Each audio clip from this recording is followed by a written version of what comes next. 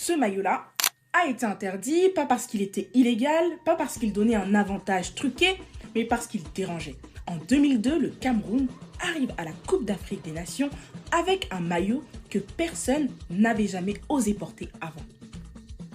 Un maillot sans manches, un débardeur vert, rouge et jaune, un choc visuel, une rupture, un message.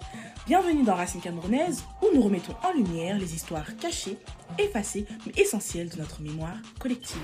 Nous sommes au Mali, le Cameroun est tenant du titre, et Puma dévoile une tunique qui casse tous les codes du football mondial. Pas de manches. Un maillot pensé pour la chaleur africaine, un maillot qui limite les tirages, qui libère les mouvements et qui assume la puissance physique des lions indomptables. Mais surtout un maillot qui affirme une chose simple. Le football africain n'a pas à copier les normes européennes pour exister. Sur le terrain, les lions indomptables sont impérieux. Samuel Eto'o, Patrick Mboma, Rigobert Song. Match après match, le Cameroun avance et en finale, face au Sénégal, les Lions s'imposent. Champion d'Afrique, encore à cet instant précis, le maillot sans manches devient plus qu'un vêtement. Il devient une image de domination, une signature, un symbole d'audace africaine, camerounaise. Mais ce que le terrain valide, les bureaux n'acceptent pas. La FIFA tranche, elle juge le maillot non conforme à l'esprit du football, sans aucune règle n'interdisent clairement les débardeurs. Résultat, le Cameroun est contraint d'ajouter des manches avant la Coupe du Monde 2002.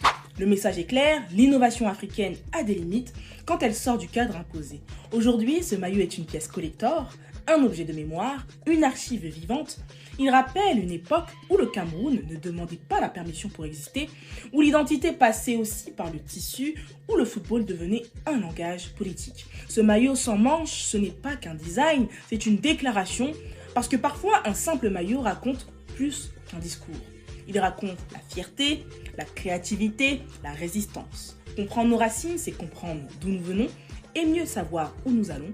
Et toi, ce maillot, tu le vois comme une provocation ou comme un symbole de liberté? Dis-le moi en commentaire et fais vivre Racine Camerounaise.